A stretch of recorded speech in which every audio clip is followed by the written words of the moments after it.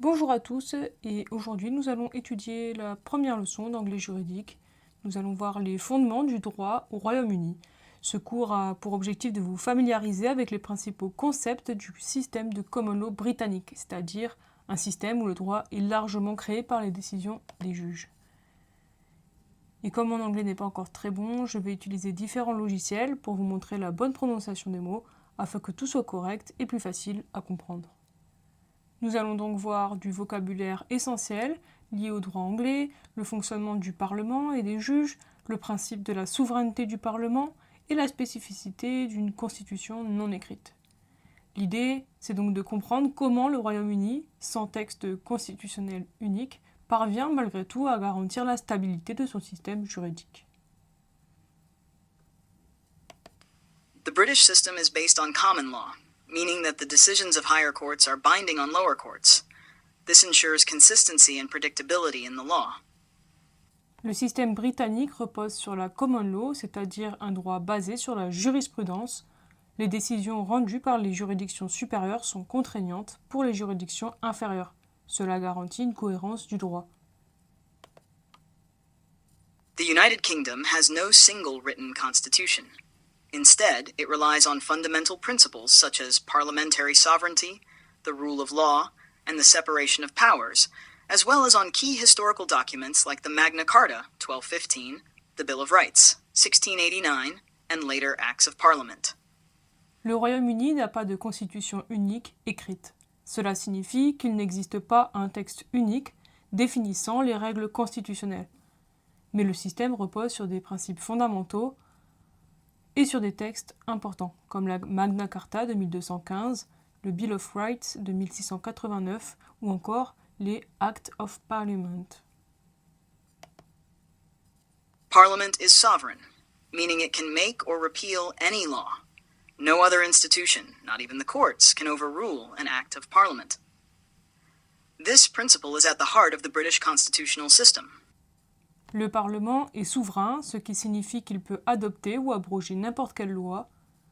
Aucune autre autorité, pas même les tribunaux, ne peut annuler une loi votée par le Parlement. C'est un principe central du droit constitutionnel britannique. Nous allons faire un peu de vocabulaire. Peers means members of the nobility or parliament, especially those sitting in the House of Lords. They historically had legislative and judicial functions. En droit britannique, les peers sont les pairs, c'est-à-dire les membres de la noblesse ou du Parlement, notamment la House of Lords. Ils peuvent participer à la création des lois et parfois à certaines fonctions judiciaires historiques. Magistrates are non-professional judges, often volunteers, who administer justice in the first instance courts called magistrates' courts.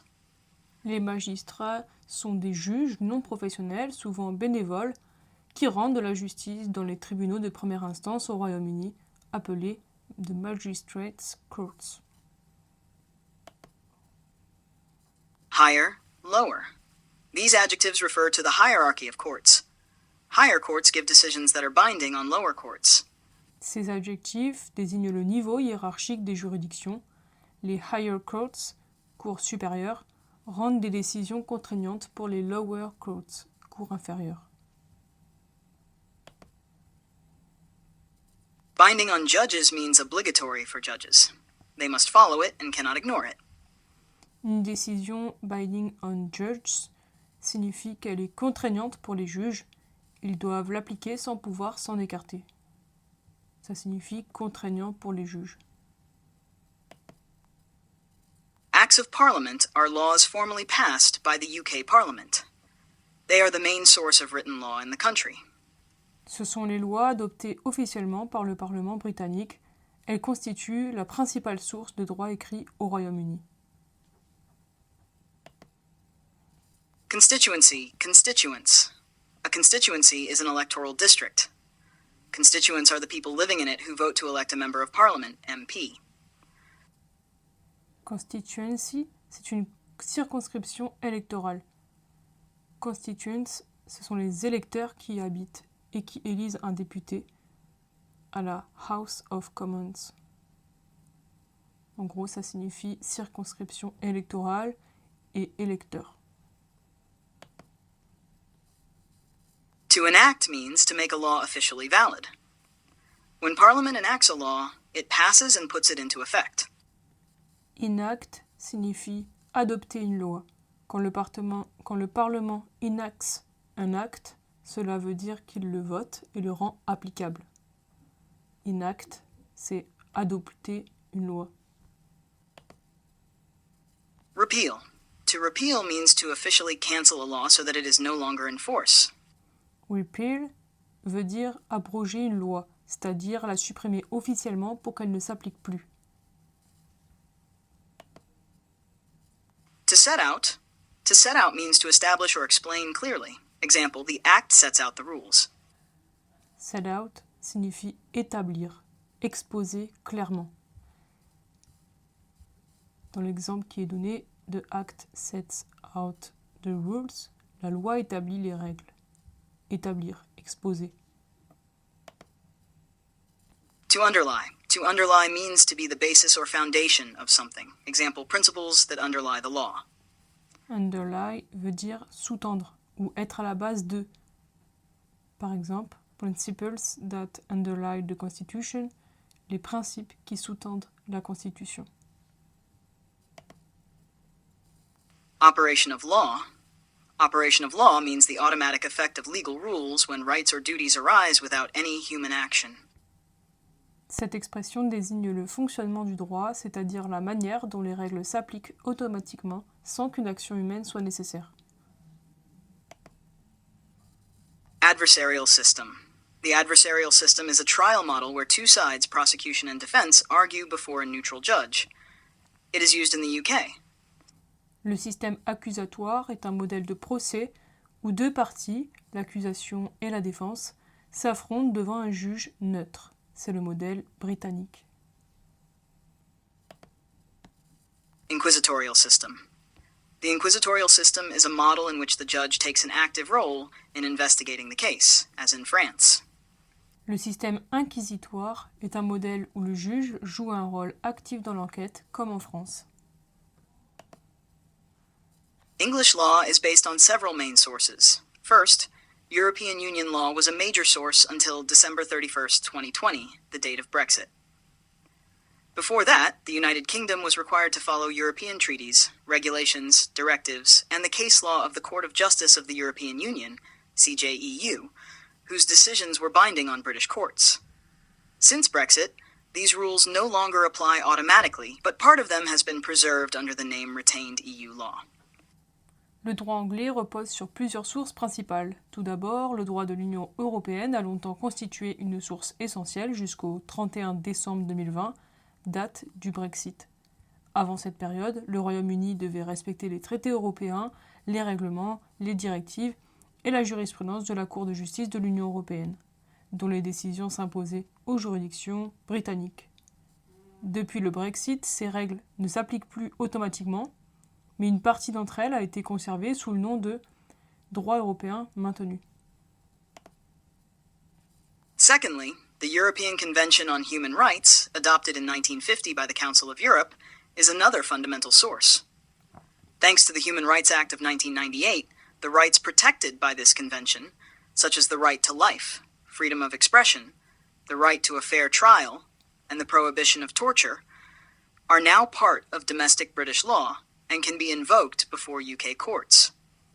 Ensuite, la Convention européenne des droits de l'homme, adoptée en 1950 par le Conseil de l'Europe, constitue une autre source fondamentale. Grâce au Human Rights Act de 1998, les droits garantis par cette convention, tels que le droit à la vie, la liberté d'expression, le droit à un procès équitable ou encore l'interdiction de la torture, font partie intégrante du droit britannique et peuvent être invoqués devant les tribunaux du Royaume-Uni. Finally, Acts of Parliament, meaning the laws passed by Parliament, are the main source of written law. They are adopted by the House of Commons and the House of Lords, then receive the royal assent before coming into force. These acts allow Parliament to create, amend, or repeal legal rules that apply throughout the country. Enfin, les Acts of Parliament, c'est-à-dire les lois adoptées par le Parlement, représentent la source principale du droit écrit. Elles sont votées par la Chambre des communes et la Chambre des lords, puis reçoivent la sanction royale avant d'entrer en vigueur. Ces lois permettent de créer, de modifier ou d'abroger les règles juridiques applicables dans tout le pays. Nous allons maintenant passer à une série de questions-réponses. The English Constitution is often referred to as one of the few unwritten constitutions in the world. What does that mean? La Constitution britannique est souvent décrite comme l'une des rares constitutions non écrites au monde. Qu'est-ce que cela signifie? It means that there is no single written document that defines the British Constitution. Unlike countries such as the United States or France, the United Kingdom does not have a codified constitution gathered in one formal text.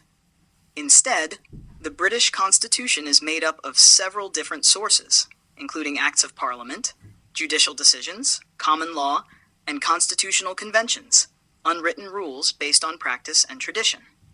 Cela signifie qu'il n'existe pas un document unique et écrit qui définisse la Constitution britannique. Contrairement à des pays comme les États-Unis ou la France, le Royaume-Uni ne possède pas de constitution codifiée réunie dans un seul texte officiel. La Constitution britannique est composée de plusieurs sources différentes, notamment les lois du Parlement, la jurisprudence ainsi que des conventions constitutionnelles, c'est-à-dire des règles non écrites, fondées sur la coutume et la pratique politique. Despite the absence of a single written text, there are still fundamental constitutional principles, such as the rule of law, parliamentary sovereignty, and separation of powers, which underlie and guide the operation of the legal and political system. Même en l'absence d'un texte unique, il existe néanmoins des principes constitutionnels fondamentaux comme la primauté du droit, la souveraineté du Parlement, la séparation des pouvoirs, qui sous-tendent et orientent le fonctionnement du système juridique et politique britannique. What is the meaning of the principle of parliamentary sovereignty? Why is it important? Que signifie le principe de la souveraineté du Parlement et pourquoi est-il important? The principle of parliamentary sovereignty means that Parliament has the supreme power to make and unmake laws. It can enact or repeal any legislation it chooses, and no other body, not even the courts, can question or invalidate an act of Parliament. This principle places Parliament at the very top of the legal hierarchy and reflects the idea that it represents the will of the people. Le principe de souveraineté du Parlement signifie que le Parlement détient le pouvoir suprême d'adopter ou d'abroger les lois. Il peut promulguer ou supprimer toute législation qu'il souhaite, et aucune autre autorité, pas même les tribunaux, ne peut remettre en cause ou invalider une loi votée par le Parlement. Ce principe place le Parlement au sommet de la hiérarchie juridique et reflète l'idée qu'il représente la volonté du peuple. It is important because it defines the core structure of the British Constitution and determines how laws are created, interpreted, and applied. It ensures that no government can bind a future Parliament, which maintains the flexibility and continuity of the British legal system. This principle is therefore central to the functioning of democracy in the United Kingdom. Il est important car il définit la structure fondamentale de la Constitution britannique et détermine la manière dont les lois sont créées, interprétées et appliquées. Il garantit qu'aucun gouvernement ne peut les lier des décisions d'un futur Parlement, assurant ainsi la souplesse et la continuité du système juridique britannique. Ce principe est donc au cœur du fonctionnement démocratique du Royaume-Uni. Nous allons maintenant comparer les systèmes de droit civil et de common law. Comparison between civil law and common law systems. The civil law system, like the one used in France, is mainly based on written law. Laws are codified in texts such as the Civil Code or the Penal Code, and judges apply these rules to concrete cases. Case law plays a secondary role. The judge uses a deductive method, starting from a general legal rule and applying it to a particular case. Le système de civil law, comme celui de la France, repose principalement sur le droit écrit. Les lois sont codifiées dans des textes comme le Code civil ou le Code pénal, et les juges appliquent ces règles aux situations concrètes. La jurisprudence y joue un rôle secondaire. Le juge y adopte une méthode déductive. Il part d'une règle générale prévue par la loi pour l'appliquer à un cas particulier. In procedural matters, the system is usually inquisitorial, meaning the judge leads the investigation, asks questions, and actively seeks the truth.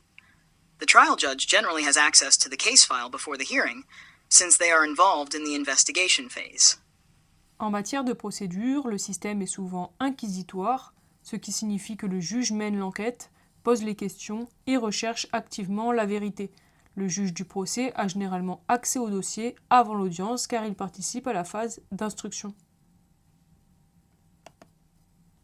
The common law system, used in the United Kingdom, relies mainly on court decisions. Case law is the main source of law.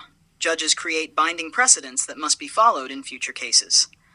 The judge uses an inductive method, starting from the concrete facts of a case to derive a general rule. Le système de common law utilisé au Royaume-Uni repose au contraire sur les décisions des tribunaux. La jurisprudence est la principale source du droit.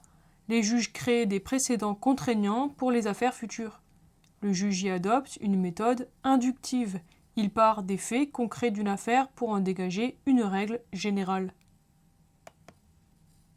Trials are adversarial, meaning the parties present opposing arguments while the judge remains a neutral referee. The investigation is carried out by the police, and the judge only discovers the evidence during the trial to guarantee impartiality. Le procès y est accusatoire. Les parties s'opposent et le juge agit comme arbitre neutre. L'enquête est menée par la police et le juge ne découvre les éléments du dossier qu'au moment du procès, afin de préserver sa neutralité. Nous allons maintenant parler de l'importance de la jurisprudence. Emphasis on case law. Importance de la jurisprudence. In civil law systems, such as in France, case law has only secondary value. It helps interpret the law but does not create new rules. Judges mainly apply written legislation and codified texts. Dans les systèmes de civil law, comme en France, la jurisprudence n'a qu'une valeur secondaire. Elle sert à interpréter la loi mais ne crée pas de nouvelles règles. Le juge applique avant tout les textes législatifs et les codes. In common law systems, such as in the United Kingdom, case law plays a central role. Judges must follow judicial precedents established by higher courts. This rule is known as stare decisis, meaning to stand by the decision. Therefore, past judgments directly guide the interpretation and application of the law in future cases. En revanche, dans les systèmes de common law, comme au Royaume-Uni, la jurisprudence a une valeur fondamentale. Les juges doivent suivre les précédents judiciaires établis par les juridictions supérieures. Ce principe est appelé stare decisis, se tenir à la décision. Ainsi, les décisions rendues dans le passé guident directement l'interprétation et l'application du droit dans les affaires futures. Nous allons maintenant nous intéresser à l'importance de la loi écrite et codifiée. Emphasis on codified legislation. Importance de la loi écrite et codifiée. In civil law systems, written and codified legislation is the main source of law. Legal rules are gathered in codes, such as the Civil Code, Penal Code, or Commercial Code in France, which ensures clarity and predictability in the law. Dans les systèmes de civil law, la loi écrite est la source principale du droit. Les règles sont rassemblées dans des codes comme le code civil, le code pénal ou le code du commerce en France, ce qui permet d'assurer la prévisibilité et la clarté du droit. The judge's role is primarily to apply the law, not to make it. Therefore, case law has an interpretative function rather than a creative one. The judge must start from the written text to resolve the dispute. Le rôle du juge est avant tout d'appliquer la loi, non de la créer. La jurisprudence a donc une fonction interprétative, mais non créatrice. Le juge doit partir du texte écrit pour résoudre le litige. Criminal law, civil law division. Distinction entre le droit pénal et le droit civil. Et pour changer un peu, je vais commencer par le français. Dans les systèmes de civil law, il existe une distinction claire entre le droit civil et le droit pénal. In civil law systems, there is a clear distinction between civil law and criminal law.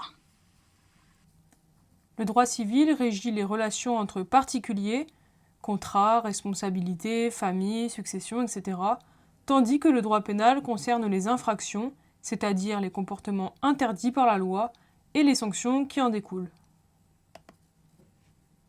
Civil law governs relationships between individuals, contracts, liability, family, inheritance, etc., while criminal law deals with offenses, meaning actions prohibited by law, and the sanctions that follow. Cette séparation permet de structurer le droit autour de finalités différentes, la réparation pour le droit civil et la punition pour le droit pénal. This separation structures the law around different goals: compensation in civil law and punishment in criminal law. En revanche, dans le système de common law, comme au Royaume-Uni, cette distinction est moins marquée. Certains principes, procédures et institutions s'appliquent à la fois dans les affaires civiles et pénales, ce qui crée une interaction plus souple entre les deux branches du droit. In contrast, in the common law system, such as in the United Kingdom, this distinction is less strict. Some principles, procedures, and institutions are shared between civil and criminal matters, which allows for greater flexibility and overlap between the two areas of law. Le système accusatoire. Adversarial system. Dans le système de common law, le procès suit un modèle accusatoire, appelé adversarial system. Cela signifie que le procès est conçu comme un affrontement entre deux parties. D'une part, l'accusation, prosecution, qui cherche à prouver la culpabilité de l'accusé, et de l'autre part, la défense, defense, qui cherche à démontrer son innocence ou à contester les preuves. In the common law system, trials follow an adversarial model, known as the adversarial system. This means that the trial is based on a confrontation between two parties: the prosecution, which seeks to prove the defendant's guilt, and the defense, which aims to show the defendant's innocence or challenge the evidence. Le juge joue un rôle d'arbitre neutre. Il veille au respect des règles de procédure et garantit l'équité du débat. Mais il ne participe pas activement à la recherche des preuves. Ce sont les parties qui présentent leurs arguments, interrogent les témoins et apportent les éléments de preuve. The judge acts as a neutral referee. Their role is to ensure that the rules of procedure are followed, and that the trial remains fair, but they do not take part in gathering or investigating the evidence. The parties themselves present their arguments, question witnesses, and provide evidence. Ce système reflète une conception du procès fondée sur la liberté de la défense et le principe du contradictoire. This system reflects a vision of justice based on freedom of defense and the principle of contradiction. Each side must be heard. Système inquisitoire. Inquisitorial system. Dans les systèmes de civil law, le procès suit un modèle inquisitoire, appelé inquisitorial system. Ici, le juge joue un rôle actif dans la recherche de la vérité. Il mène l'instruction, pose les questions, dirige les auditions et rassemble les preuves. In civil law systems, trials follow an inquisitorial model, known as the inquisitorial system. In this system, the judge plays an active role in discovering the truth. The judge leads the investigation, asks questions, conducts hearings, and collects evidence. Contrairement au système accusatoire, les parties, accusation et défense, ne s'affrontent pas directement. Elles collaborent sous la direction du juge pour établir les faits. Unlike in the adversarial system, the parties, prosecution and defense, do not directly oppose each other. Instead, they cooperate under the supervision of the judge to clarify the facts. L'objectif principal du système inquisitoire est la découverte de la vérité matérielle plutôt que la victoire d'une partie sur l'autre. Le juge agit comme un enquêteur impartial, garantissant que toutes les informations pertinentes soient examinées avant de rendre une décision. The main goal of the inquisitorial system is the search for material truth, rather than one party's victory. The judge acts as an impartial investigator, ensuring that all relevant information is examined before a judgment is made. Enquête menée par la police. Investigation carried out by the police. Dans les systèmes de common law, l'enquête est principalement conduite par la police. Les officiers de police recueillent les témoignages, preuves matérielles et éléments de contexte qui sont relatifs à l'affaire. Une fois l'enquête terminée, ils transmettent le dossier au procureur, prosecutor, qui décide s'il y a lieu ou non d'engager les poursuites. Le juge, quant à lui, ne participe pas à cette phase d'enquête. Il découvre le dossier uniquement au moment du procès. Cette séparation garantit son impartialité et préserve le caractère accusatoire de la procédure. In common law systems, the investigation is mainly carried out by the police. Police officers collect witness statements, physical evidence, and background information related to the case. Once the investigation is completed, the file is sent to the prosecutor, who decides whether or not to bring charges. The judge does not take part in this stage of the investigation. They only discover the case during the trial. This separation ensures the judge's impartiality and maintains the adversarial nature of the legal process. Enquête menée par le juge d'instruction. Investigation carried out by the investigating judge. Dans les systèmes de civil law, l'enquête est supervisée ou conduite par un juge d'instruction. Ce magistrat indépendant a pour mission de rassembler les preuves, d'entendre les témoins, d'interroger les parties et de vérifier la crédibilité des éléments du dossier. In civil law systems, the investigation is supervised or conducted by an investigating judge. This independent magistrate is responsible for collecting evidence, hearing witnesses, questioning the parties, and verifying the reliability of the facts. Son rôle est de chercher la vérité et non de défendre une partie. Il agit donc dans l'intérêt de la justice, en veillant à ce que l'enquête soit équilibrée, complète et impartiale. Le juge d'instruction prépare ainsi le dossier avant le procès, afin que le tribunal puisse juger sur la base d'éléments fiables et détaillés. Their role is to search for the truth, not to represent one side. The investigating judge acts in the interest of justice, ensuring that the investigation is balanced, thorough, and impartial. The judge prepares the case before the trial so that the court can decide based on complete and reliable evidence. Le juge du procès a accès aux informations avant l'audience. Trial judge has access to information before the trial. Dans les systèmes de civil law, le juge du procès a accès au dossier complet avant l'audience. Il peut consulter les éléments de preuve, les témoignages, les rapports d'enquête, recueillis pendant la phase d'instruction. Cette connaissance préalable lui permet d'arriver à l'audience avec une compréhension approfondie des faits et du contexte de l'affaire. L'objectif est de garantir une procédure rationnelle et structurée, où le juge cherche à établir la vérité à partir de l'ensemble des preuves disponibles, et non à arbitrer un affrontement entre les parties. In civil law systems, the trial judge has full access to the case file before the hearing. They can review the evidence, witness statements, and investigation reports gathered during the pretrial phase. This prior knowledge allows the judge to come to court with a comprehensive understanding of the facts and the background of the case. The aim is to ensure a structured and reasoned procedure, where the judge seeks to establish the truth from all available evidence, rather than merely arbitrating a conflict between the parties.